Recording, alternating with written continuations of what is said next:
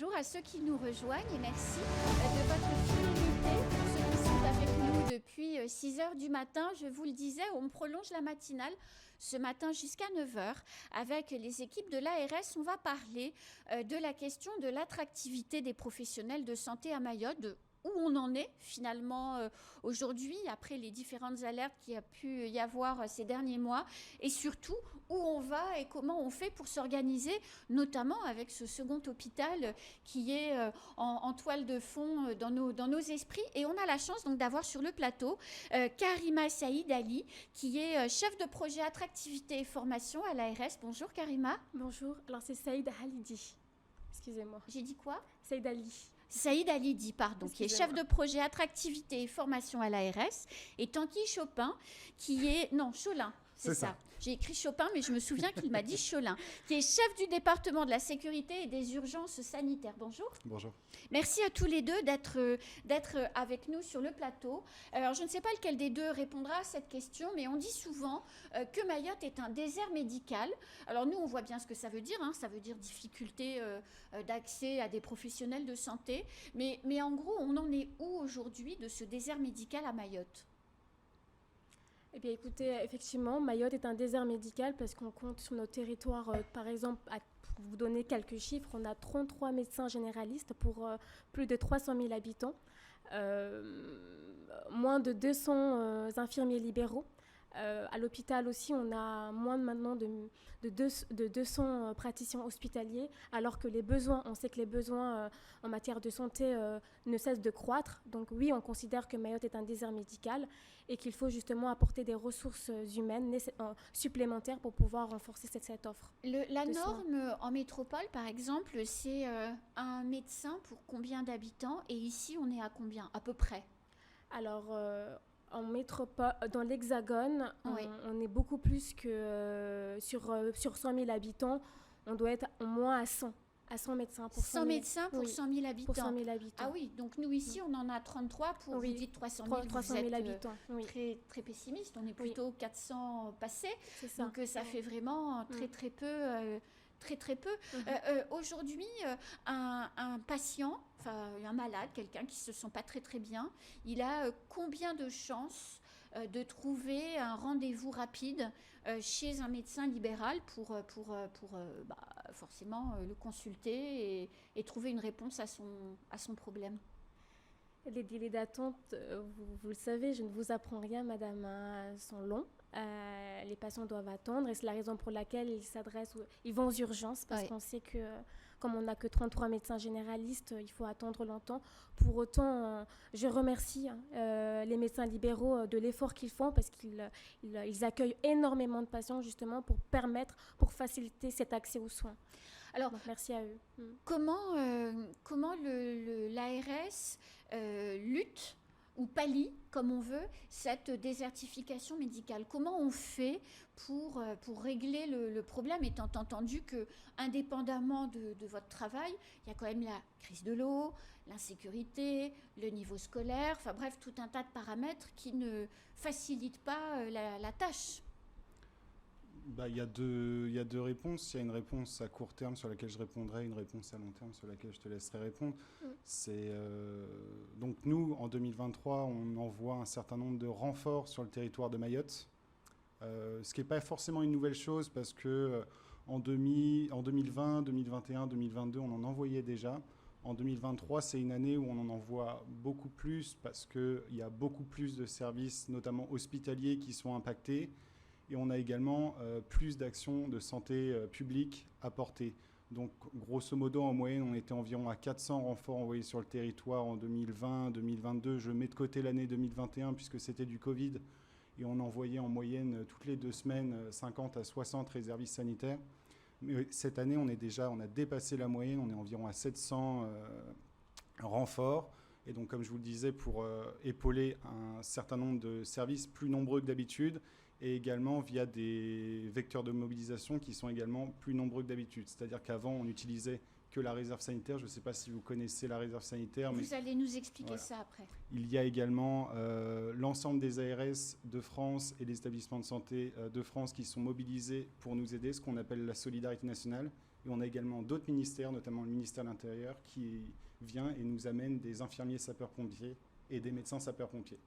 Qui viennent donc en renfort pour compléter ce qui pourrait manquer, mais dans le système hospitalier. Dans le système hospitalier, et après ce que je vous disais, effectivement, c'est qu'on a aussi des acteurs, enfin des renforts qui viennent aussi pour porter des actions qui, sur d'autres territoires, seraient portées par les acteurs de santé du territoire, mais que nous, on est obligés finalement de faire venir de métropole pour Par exemple, parce que c'est pas très clair. Alors, notamment le rattrapage vaccinal.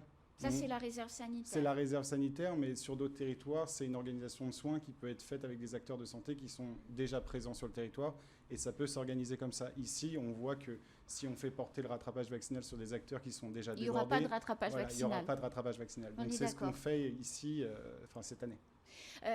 Qu'est-ce qu'on fait sur le moyen terme? Parce qu'on voit, c'est un peu, on le fait en mode bulldozer, si je puis me permettre. On prend des moyens là où ils sont exceptionnels, mais sur le long terme, c'est pas quelque chose qui est durable. Il y a besoin aussi pour les patients de retrouver le même professionnel de santé. La création de ce lien de proximité, c'est très important pour la qualité de la santé.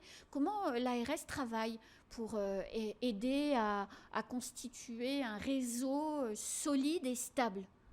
Alors, dès son arrivée, le directeur général de l'ARS a souhaité instaurer un comité intersectoriel mahorais pour la pérennisation des professionnels de santé à Mayotte. Alors, pour instaurer ce comité, il avait besoin déjà de faire un état des lieux de la situation. C'est-à-dire avoir des données tangibles, savoir connaître les retours des professionnels de santé, pour quelles raisons les professionnels de santé partent et comment les faire rester. Oui, mais on sait bien pourquoi ils partent. L'insécurité, difficile de trouver un logement, maintenant l'eau, le niveau scolaire qui n'est pas bon, Oui, mais jusqu'à présent, en tout cas, sauf erreur de ma part, il n'y a jamais eu d'enquête réalisée à ce niveau-là. Et nous, il fallait qu'on puisse, comme je vous disais, avoir des données tangibles qui viennent des professionnels de santé. Donc, on a eu la chance quand même, sur 1500 professionnels de santé, parce qu'on a quand même interrogé l'ensemble des professionnels des différents secteurs, qui sont hospitaliers, du secteur de l'offre de ville comme du médico-social, d'avoir quand même une représentativité. On a eu 450 réponses, donc qui nous ont permis justement d'avoir des pistes d'action pour mettre en place un plan d'action leur faveur. Alors, c'est quoi les pistes d'action, justement? Alors, dans ce plan d'action, on a identifié déjà la nécessité de promouvoir Mayotte.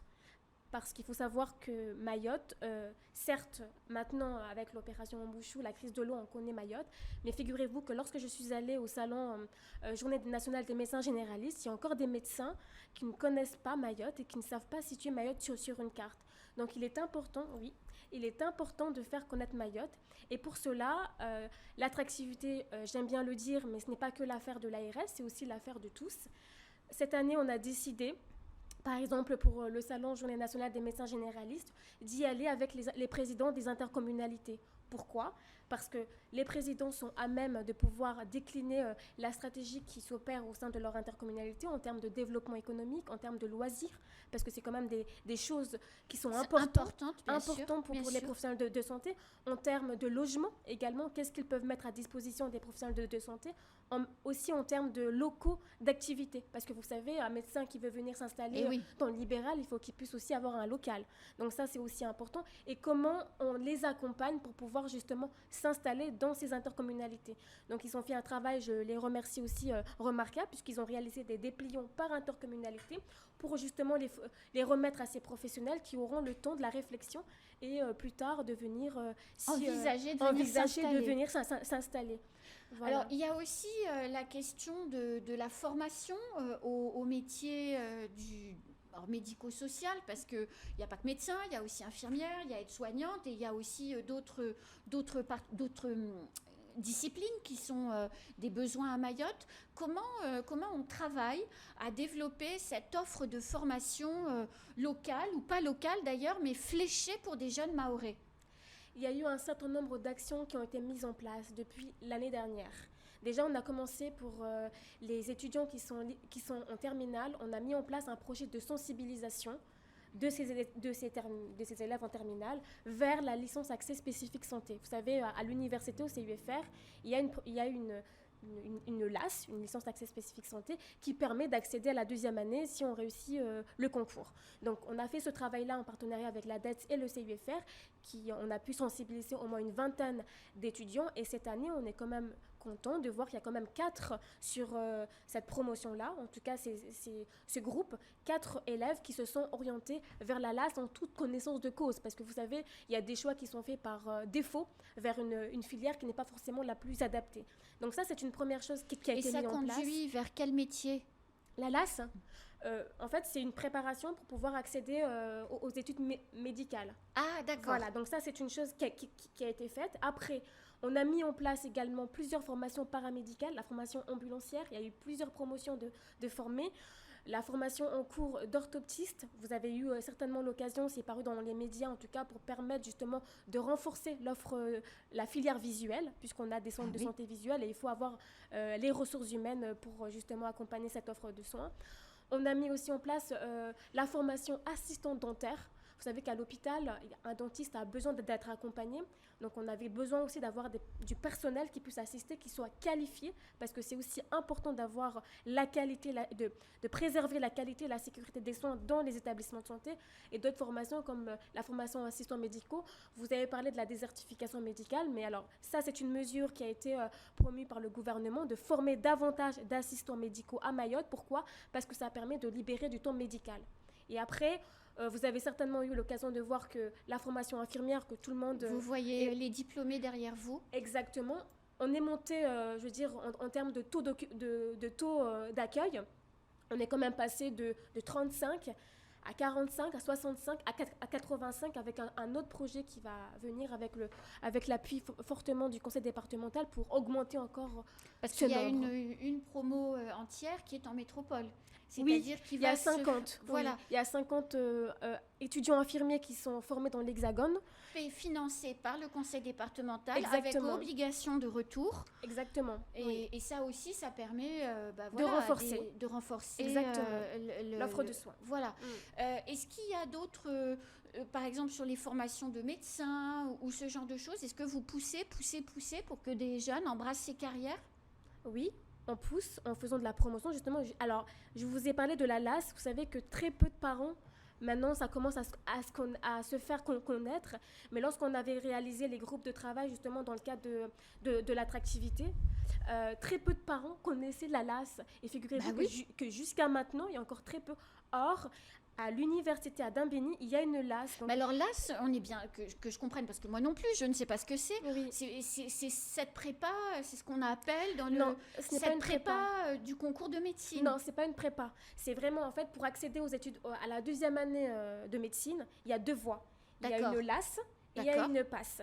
Donc, la LAS, il y a une mineure santé, alors que la PASS, il y a une majeure santé. Et à Mayotte, mais ça veut rien dire. Ça veut rien dire. Mais ce que je vais vous dire, c'est qu'en tout cas, il y a déjà une première voie à Mayotte qui permet d'accéder à la formation médicale. C'est ça ce que je veux faire comprendre. Donc on peut à Mayotte commencer aujourd'hui des études de médecine. Alors après, l'ASPAS, tout ça, je pense que celui qui est intéressé, il comprendra. Voilà. Mais en fait, on peut aujourd'hui, alors qu'on est un jeune bachelier, ayant eu son bac dans n'importe lequel des lycées, on peut à Dembéni commencer des études de médecine. Commencer la LAS, exactement. Ici, à Mayotte. À Mayotte. Et puis ensuite, une fois qu'on a réussi le concours, aller en deuxième année. Alors la deuxième année ne sera pas à Mayotte, mais ça sera à Montpellier.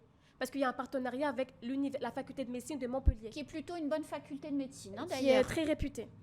Et après, il y a une obligation de retour à Mayotte ou pas? Après, le jeune suit son parcours et puis il vit sa vie. Non, mais quand même, on a tout intérêt, le département en tout cas, à accompagner, à soutenir, parce que c'est quand même des études longues. Donc, il faut être présent, accompagner ces étudiants qui partent vers cette formation-là. Et donc, et pour que du coup, pour qu'ils puissent revenir, parce que quand on laisse partir un étudiant sans accompagnement, vous imaginez vous imaginez bien qu'il n'a plus peut-être envie de revenir. Donc peut-être pas des fois. Une petite question, Tanguy. Vous parliez tout à l'heure de renfort au niveau de l'hôpital. C'est quoi les côtés positif? Alors, hôpital ou bien centre médical de référence, hein, c'est pas que à l'établissement qu'on appelle le CHM à Mamoudzou, c'est sur l'ensemble des dispensaires et autres établissements. C'est quoi les côtés positifs? Le positif de tout ça, c'est que, en fait, bon, déjà, il faut bien comprendre que quand on intervient avec des renforts, c'est qu'on est un petit peu, on est quand même dans une offre de soins qui est très dégradée. Et donc, le but, c'est de ne pas tomber plus bas, finalement. Donc, il y a un certain nombre d'activités aux urgences et en maternité. Vous savez qu'il y a eu 2 maternités périphériques qui ont été fermées. Aux urgences, il y a eu des activités également qui ont été fermées. Le but, c'est déjà d'essayer de les rouvrir, bien entendu, mais surtout dans un premier temps d'arrêter cette descente, puisque généralement quand on a une baisse d'effectifs, c'est quelque chose aussi qui peut se poursuivre. C'est-à-dire que moins on a d'effectifs, moins on en aura dans le temps, puisque plus le fonctionnement est dégradé et moins c'est sécurisant aussi pour les professionnels de santé. Donc le but, c'est d'arriver à maintenir à nouveau cette sécurité et de permettre aux professionnels de santé de rester dans une organisation de soins qui est quand même effectivement dégradée, mais de pouvoir la maintenir et de ne pas tomber plus bas en termes d'offre de soins, ce qui serait vraiment catastrophique. Et après, à partir de là, on reconstruit. Ouais, donc effectivement, après, effectivement, le but, on a aussi des bonnes surprises, dont je ne détaillerai pas forcément, mais on a aussi pu permettre, notamment en lien avec ces renforts et avec des recrutements qui ont pu être faits dans le même temps, réouvrir certaines activités. Donc, on voit déjà quelques effets positifs. Bon, on n'a pas encore gagné la partie, mais effectivement, on peut quand même déjà, dès maintenant, reconstruire une partie de l'offre de soins. Alors, on va tourner une page de pub et après, on se retrouve et on va parler de cette attractivité, de comment on fait pour rendre le système de soins attirant pour les professionnels de santé. À tout de suite. Ce n'est pas rien. Il est j'allais dire 7h, n'importe quoi, il est 8h31. Vous êtes toujours en direct sur Kwezi, à l'écoute de Prolongation, puisqu'on prolonge la matinale et on parle du système de santé et de son attractivité. Juste avant la pub, on parlait avec Tanguy Cholin du rôle que jouent finalement les renforts dans la remise à niveau de l'hôpital. Et la question que j'avais envie de vous poser, Tanguy, on sait bien qu'on n'attire pas les mouches avec du vinaigre, donc c'est pas avec un hôpital ou un manque permanent de professionnels de santé qu'on va convaincre des médecins, des infirmières de venir consacrer 5-10 ans de leur vie à Mayotte. Comment vous profitez, si vous y arrivez, de cette situation pour valoriser le projet médical qu'il y a à Mayotte? Parce qu'il y a des choses incroyables qu'arrive quand même à faire le CHM en ces temps troublés. Effectivement, comme vous l'avez dit, je repars sur la situation dégradée qu'il y avait au moment où on nous a exprimé les besoins en termes de renfort. Et effectivement, notamment en maternité, par exemple, c'était une offre de soins qui était plutôt concentrée sur Mamoudzou, avec une perte des maternités périphériques, etc., ce qui n'était pas forcément plaisant pour les sages-femmes. L'objectif derrière, c'est en rebâtissant finalement l'offre de sages-femmes. Et là, je dis quand même que les renforts, ça ne fait pas tout. Hein. C'est quand même les titulaires qui façonnent l'ensemble la majeure partie de l'offre de soins à l'hôpital. Mais le fait de rebâtir une offre, notamment périphérique, déjà, ça permet aux sages-femmes de ne pas récupérer toute l'activité urgente à Mamoudzou et de respirer un petit peu, effectivement. Donc, c'est plus confortable pour elles. Et également, ça permet de remettre aussi cette activité, finalement, de premier recours qu'on avait un petit peu perdu, notamment à Mramadoudou et à Dzoumonier. Et donc, l'objectif, c'est un petit peu de rebâtir cette offre de soins de proximité, comme dans tout territoire de santé francilien.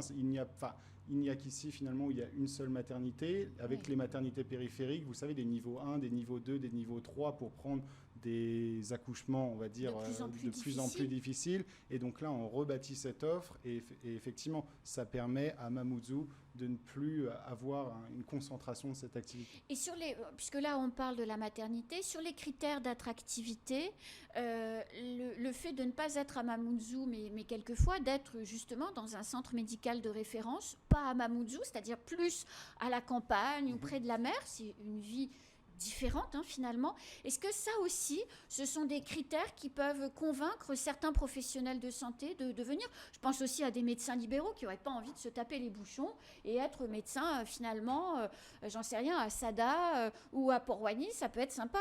Parce qu'on vit différemment. Bien sûr. Alors, j'ai croisé les deux types de profils en termes de renfort, c'est-à-dire qu'il y en a effectivement qui veulent un peu la sécurité, la proximité avec le site principal de Mamoudzou et qui ne veulent pas forcément s'embêter avec des histoires qu'ils entendent depuis la métropole, notamment sur le côté sécurité. Et il y en a par contre qui veulent absolument aller dans les sites périphériques parce que peut-être déjà ils ont une expérience de par le passé et c'est ici qu'ils ont exercé, etc. Et ils veulent revenir en tant que renfort sur ces sites périphériques. Mais oui, on a un petit peu les deux profils, le côté effectivement, je caricature, mais campagne et... mais c'est important. Quand on a des enfants, on a peut-être plus envie d'être tranquille dans une maison avec un jardin plutôt que d'être dans un petit appartement à Mamoudzou noyé dans les bouchons. C'est un peu la vie à Paris, la vie en province. Bien sûr. Par rapport à l'attractivité, alors je ne sais pas lequel des deux va me répondre, mais quand des renforts viennent, alors que ce soit via la réserve sanitaire ou via la solidarité nationale, voilà, que vous avez expliqué, est-ce qu'il vous arrive d'avoir des professionnels qui disent moi je resterai bien finalement, Mayotte c'est sympa, je m'y vois bien? J'ai certains retours positifs. Alors, ce n'est pas la majeure partie, malheureusement. Sinon, on aurait recruté 700 professionnels supplémentaires cette année. Mais oui, on a quelques bonnes surprises avec effectivement des gens qui sont venus initialement pour 1 mois, 2 mois. Et puis finalement, on voit que ça se poursuit. Et on espère que ça va durer longtemps. Alors, si je peux me permettre, pour compléter ce que dit Tanguy, en fait, par rapport à votre question de comment faire pour accompagner les professionnels de santé pour qu'ils restent et qu'ils aient envie aussi de venir, il y a vraiment 3 grandes thématiques. La première chose, c'est déjà, je rejoins ce que disait Tanguy, c'est développer l'offre de soins. Développer, mais c'est un lapsus, mais en même temps, c'est vrai. Il faut développer l'offre de formation. Mais développer l'offre de soins, qu'il soit dans le sanitaire comme dans l'offre de ville. En fait, il faut qu'il y ait un lien entre le sanitaire et l'offre de ville. Quand ça veut dire entre médecine libérale et médecine hospitalière. Exactement. Pour que les gens comprennent. Exactement. Quand un médecin vient, il faut que le médecin ait du sens.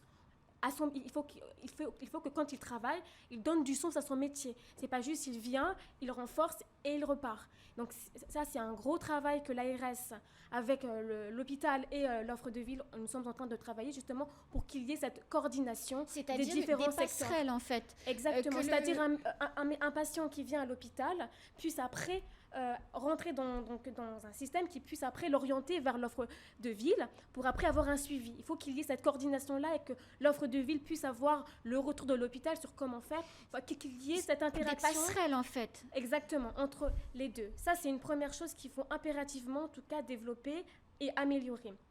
Après, il y a une deuxième chose, c'est quand un médecin vient à Mayotte, c'est comment on l'accueille. Et pour cela, il y a eu l'agence de recrutement qui a été mise en place. Avec donc, le CHM et l'ARS, le CHM pour la partie hospitalière et l'ARS pour la partie libérale, qui vise à accompagner un médecin qui vient pour lui faciliter un peu son installation. Un médecin qui vient, c'est d'avoir un logement gratuit, avoir un véhicule, savoir où il va, dans quel service il va. Inscrire ses enfants à l'école. Toutes les démarches administratives qu'on peut avoir à la SMAE ou... pour l'électricité. Qui sont hyper casse-pieds. C'est comment lui faciliter la vie justement pour lui retirer un peu ce fardeau. Et donc lui donner envie de venir et de rester. Donc ça, c'est vraiment une deuxième chose que nous, ça nous tient à cœur en tout cas de développer à Mayotte. La fois pour parce que ça, c'est un point qui est important. Souvent, on dit l'ARS et le CHM, et peut-être pas assez, on n'imagine pas suffisamment l'ARS sur le volet libéral. Ça veut dire que l'ARS fait ce travail-là pour des praticiens hospitaliers, mais également pour des médecins qui vont s'installer en ville. Oui, et je vais vous dire encore mieux. Vous savez, il existe ces contrats d'aide à l'installation. C'est des aides conventionnelles. Un médecin qui veut venir, c'est un médecin, mais là on parle des médecins, mais ça peut être une infirmière, un kiné, un chirurgien dentiste qui veut venir s'installer dans le libéral. Il bénéficie de contrats d'aide qui sont quand même on va dire, bien... Enfin, c'est des contrats qui sont... Sympa. En plus, des contrats qui sont majorés par l'ARS de 20%, donc vous imaginez bien, pour justement investir et leur permettre justement de faciliter leur installation dans leur cabinet. Donc ça, c'est une chose aussi que nous développons à Mayotte. Et puis après, il y a aussi, en début d'année, le DGRS a travaillé avec la préfecture pour la mise en place d'un plan sûreté. Face à la montée de l'insécurité croissante, et là vous avez vu le droit de retrait qu'avaient posé les professionnels de santé au CHM, mais la sécurité touche tout le monde. Je crois qu'on n'a pas besoin de le décrire. Il n'y a pas besoin de le décrire, voilà, c'est assez flagrant. Donc on a mis en place un plan de sûreté qui vise à sécuriser l'exercice des professionnels de santé. Alors je vais juste profiter de cette émission pour parler de 3 mesures hyper importantes. La première, c'est déjà la plateforme de signalement ONVS. ONVS, c'est quoi ? C'est l'Observatoire national des violences en santé. Il est important qu'un professionnel de santé qui se fait agresser aille signaler auprès de cette plateforme, fasse le signalement sur cette plateforme. Pourquoi ? Parce que ça permet à la DGOS, donc via cet observatoire... Non, la DGOS, c'est la Direction générale de l'offre de soins, voilà, d'adapter ses politiques sur le territoire. À la réalité, exactement. Donc c'est agression au signalement. Enfin, le but du jeu, c'est quand même qu'il n'y en ait pas, a priori. Le but du jeu, c'est qu'il n'y en ait pas, mais au jour d'aujourd'hui, s'il y en a, il faut quand même que les professionnels puissent savoir qu'il existe cette plateforme et qu'ils puissent aller déclarer. Donc les libéraux, ils peuvent y accéder directement. Ceux qui travaillent à l'hôpital, c'est leur employeur qui le fait. Okay ? Ça, c'est la première mesure. La deuxième mesure, elle vise à filmer les véhicules des professionnels de santé qui interviennent à domicile, dans tous les secteurs. C'est-à-dire que là, on a recensé l'ensemble des véhicules, que ce soit les bus qui transportent le personnel du CHM ou les véhicules utilisés par le CHM pour intervenir en tout cas à domicile. Et les médecins libéraux aussi. Et les médecins libéraux. Et même les infirmières aussi. Tous les professionnels de santé, même en scooter. Alors non, c'est que les vitres des véhicules, comme je vous ai dit, et même les professionnels qui travaillent dans le secteur médico-social. Donc tous les secteurs sont concernés, justement pour permettre, quand ils partent au travail, lorsqu'ils sont dans leur véhicule, qu'ils puissent se sentir quand même en sécurité. À cela s'ajoute un autre dispositif Donc juste pour vous dire, les films, le prestataire a démarré depuis le début du mois, donc il y a déjà un certain nombre de véhicules qui sont filmés. Pour le deuxième dispositif qui s'appelle PTI, donc c'est un dispositif qui permet d'alerter un centre de téléassistance lorsqu'on est en danger. Par exemple, moi je suis infirmière, j'interviens à domicile. Dans le cadre de mon exercice professionnel, je me fais agresser, j'ai mon bip, j'appuie sur le bouton qui me permet de me géolocaliser et donc permet au prestataire d'identifier, de savoir que je suis en danger, de pouvoir prévenir les forces de l'ordre. Donc ça, c'est un dispositif qui va être déployé dans les jours à suivre. Ah oui, donc il y a quand même pas mal de choses qui sont organisées. Oui. Alors, quand vous allez sur des salons ou des choses comme ça, faire la promotion de Mayotte, vous avez dit que vous y alliez avec quelquefois les intercos. C'est quoi les retours ? Ils vous disent quoi, les professionnels de santé ? Ils vous disent « Ah là là, non mais pas du tout » ou bien ils vous disent « Ah ouais, ça peut être sympa » ou « Ouais, on va voir ». Les deux. Ça dépend. Ils voient l'actualité, donc la crise de l'eau, l'opération Mobutu, tout ça, forcément, ça n'a pas joué du tout en notre faveur. Donc, certains n'ont pas envie de venir parce qu'ils se disent « Ouh là là, est-ce que je vais avoir de l'eau ? Oh là là, est-ce que la sécurité sera présente ?» Donc, on essaie de les rassurer parce que nous, on y vit depuis plusieurs années. Et voilà, donc il y a des projets qui se mettent aussi en place. Donc, on fait vraiment la promotion de ces nouveaux projets qui vont se mettre en place. Et puis, on a des jeunes qui veulent venir parce que à Mayotte, on a aussi des spécificités. Vous savez, tout ce qui concerne les maladies tropicales. Ça, c'est des choses que les jeunes médecins n'apprennent pas dans l'Hexagone. Ah, ça, c'est sûr. Et ça, c'est pour eux justement une opportunité pour venir diversifier leurs pratiques. Donc justement, il y a un intérêt. Il y a un intérêt pour... Le projet médical peut présenter un intérêt. Exactement, un intérêt pour venir et voir. Et puis je veux dire, Mayotte est quand même un territoire qui nous permet en fait de mettre en place des projets qu'on ne pourrait jamais mettre ailleurs en place. Des projets médicaux. Des projets médicaux, enfin de création. Je ne sais pas si vous avez entendu parler du projet du docteur Elad, un médecin généraliste qui se trouve à Ouangani. Il a quand même pu mettre en place un centre médical, mais qui est gigantesque, et qui va permettre d'accueillir un certain nombre de médecins, un cardiologue, un gynécologue. Enfin, je veux dire, ça, c'est des perspectives, en tout cas, qui peuvent être offertes aux médecins qui veulent venir pour contribuer au développement de Mayotte. Et c'est la raison pour laquelle c'est important que tout le monde mette la main à la pâte, c'est-à-dire que tout le monde accompagne, que ce soit l'ARS, mais aussi les pouvoirs publics, les intercommunalités, le conseil départemental, pour justement que ces médecins qui veulent venir investir puissent se dire, OK, on a les ressources à Mayotte, en tout cas, on peut bénéficier de cet accompagnement pour créer ces projets. Alors, Olivier Brahic a mis en place un comité qui réunit plusieurs parties prenantes du territoire, justement, pour rester vigilant et en alerte sur justement cette attractivité, c'est-à-dire mettre des choses en place pour accélérer le mouvement, si je puis dire. Alors, c'est quoi ce comité? Il se réunit tous les combien de temps? Comment ça se passe? Alors oui, donc comme je vous avais dit au tout début, donc ce comité il s'appelle Comité intersectoriel Maoré, comme son nom l'indique, pour l'attractivité et la pérennisation des professionnels de santé. Donc il a été mis en place en juin 2022. Donc l'année dernière, il a rassemblé quand même un certain nombre d'acteurs. On avait autour de la table quand même des élus. On avait la CSSM, on avait les OPCO, Pôle emploi, on avait les SDIS. Je vais juste vous couper une seconde, parce que je suis en train de lire des choses là sur le live Facebook. Vous allez tout bien réexpliquer après, mais je pense que là, vous allez pouvoir déjà répondre à un certain nombre de points. Alors, quelqu'un dit, des logements gratuits pour les médecins, c'est pas vrai. Eh bien, détrompez-vous, c'est hyper vrai, parce que le médecin généraliste, par exemple, de Msamboro, eh ben, il paye pas sa maison, et il paye pas non plus son local médical. Tout ça, ça lui est, ça fait partie du package pour l'attirer. Donc, c'est inexact ce qui est écrit. Et puis, un autre dit qu'on apprend la médecine tropicale en métropole. Oui, on l'apprend en métropole, mais on l'exerce ici. On l'exerce ici, et c'est important. Et il y a des maladies qu'en métropole, on ne voit pas. Donc, la gale, par exemple, ça, c'est une maladie qui est typique dans les tropiques. Donc, je pense que c'est aussi intéressant de venir à Mayotte, justement, pour voir et pour vous pratiquer et mieux connaître ces pathologies. Je vous ai affreusement coupé parce que ça m'a surprise de lire ça et je voulais corriger le tir tout de suite. Pardonnez-moi.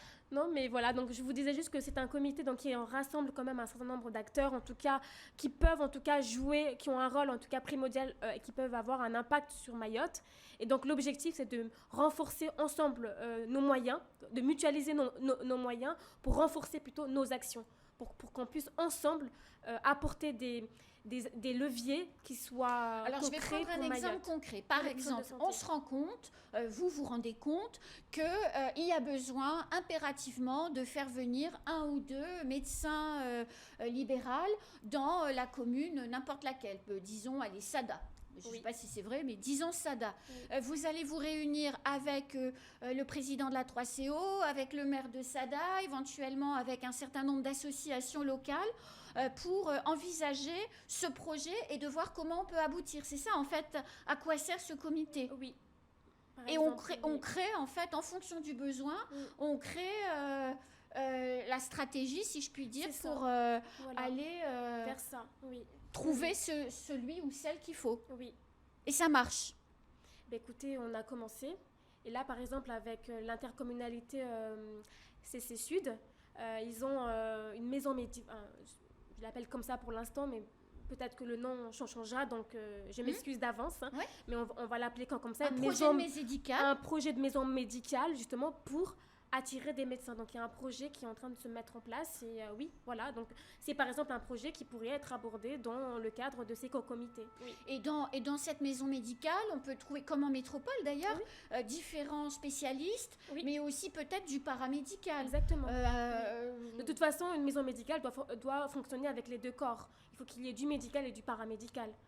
à défaut, parce qu'on n'a pas beaucoup de médecins, donc il faut qu'il y ait de toute façon cette combinaison-là. Donc, et même en métropole, c'est comme ça que ça se passe. Comment, Tanguy, quand ces projets-là émergent, comment l'hôpital ou l'ARS, dans le quotidien, c'est-à-dire on attire les gens, ça on a bien compris, qu'il y avait plein de moyens mis en place pour les attirer, mais une fois qu'ils sont là, il faut passer du rêve à la réalité, c'est-à-dire on leur a fait miroiter plein de trucs, ils sont sur place. Comment est-ce qu'on fait le lien entre le professionnel qui quelquefois est en libéral et le système médical hospitalier? Comment son accueil professionnel se met en place?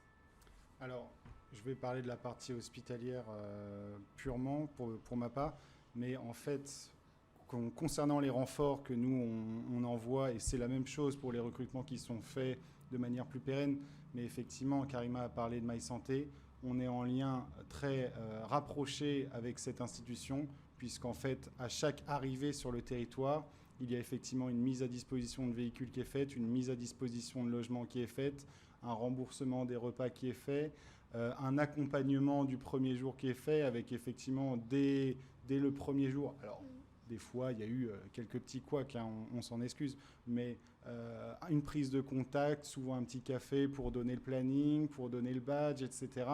Et donc, il y a vraiment, on sait qu'il faut chouchouter ces personnels dès le premier jour, parce que sinon, ça peut être la mauvaise expérience. Et finalement, le renfort qui vient ou le recrutement qui vient peut être déçu. C'est une concurrence finalement qui n'est pas que à Mayotte, c'est une concurrence qui est nationale. Chaque CH et chaque ARS essaye de faire en sorte qu'il y ait le meilleur accueil. Donc nous, on se doit, et j'espère qu'on l'est, suffisamment bon sur ce domaine-là. Vous voulez dire par là qu'un professionnel de santé, il a l'embarras du choix? Ah oui.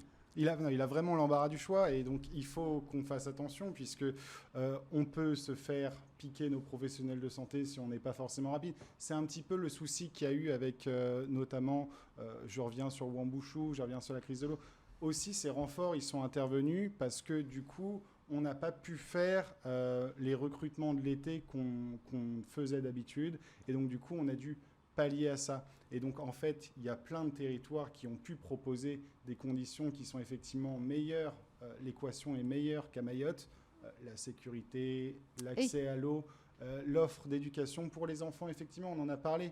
Et donc, il a fallu être extrêmement réactif en termes de renfort pour effectivement combler ce vide, et également pour essayer de capter les recrutements pérennes qu'on pouvait quand même faire. Donc, c'est assez compliqué comme équation. S'agissant de la fidélisation, c'est-à-dire on a un professionnel de santé qui est arrivé, alors soit d'abord en renfort puis il est resté, soit il s'est fait recruter, là. Il est là pour une première période, tout se passe bien, ça marche, on a envie qu'il reste. C'est quoi la politique de fidélisation de l'ARS? Comment on fait pour que cette personne reste 1 an, 2 ans, 3 ans, 5 ans, construise sa vie peut-être et envisage sa carrière?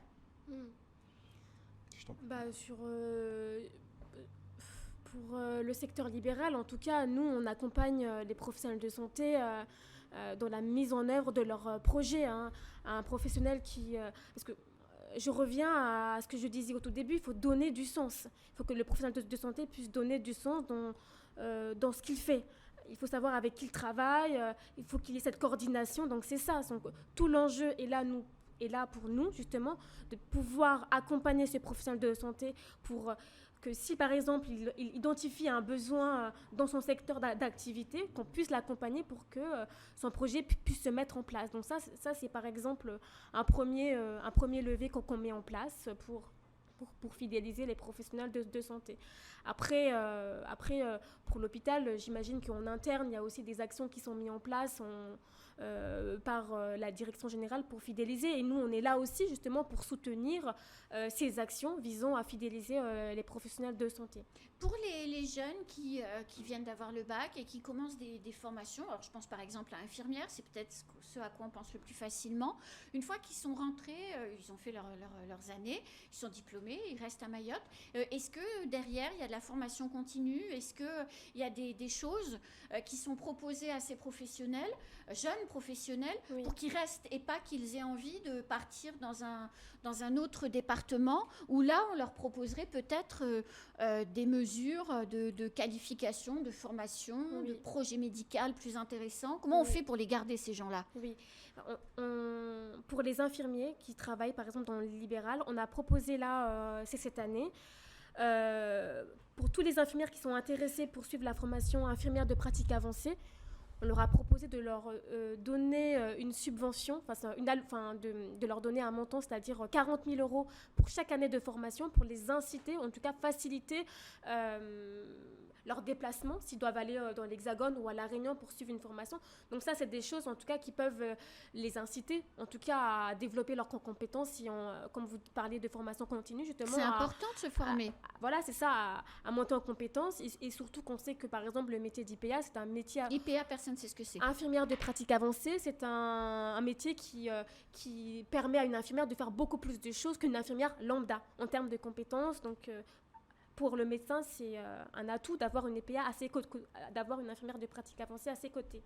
Et pareil, pour l'hôpital, il y a une politique de développement de la formation continue qui est mise en place. Donc, je pense que... Donc, on peut se former. On peut se former à Mayotte, oui, bien sûr. Oui. Et du coup, et ce sera ma dernière question, pour l'instant, vous anticipez déjà le second site de Tingoni en matière de... Combani. Oui, Combani, c'est un village de Tingoni. Ah, pardon.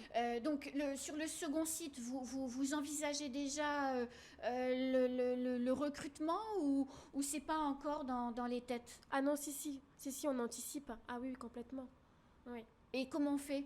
Parce que c'est dans 3, 4, 5 ans? C'est-à-dire, il faut former. Alors, c'est complètement... Oui, alors on a des échanges avec le conseil départemental justement pour former davantage ici à Mayotte et en métropole. À Mayotte. Oui. Pour avoir plus d'infirmières, pour avoir des aides-soignantes aussi. Enfin, il faut plein de gens dans un hôpital. Oui. Pour permettre d'avoir le moins possible de recours à l'extérieur. Oui, exactement. Eh bien, écoutez, c'est déjà fini. Mais merci. Merci à vous. Écoutez, nous, on se retrouve demain matin à 6h pour une nouvelle matinale. Et on se retrouve dès mercredi pour une nouvelle édition de Prolongation avec un autre sujet, avec d'autres invités. Je vous souhaite à tous de passer une excellente journée. Merci de votre fidélité. Rendez-vous demain matin à 6h.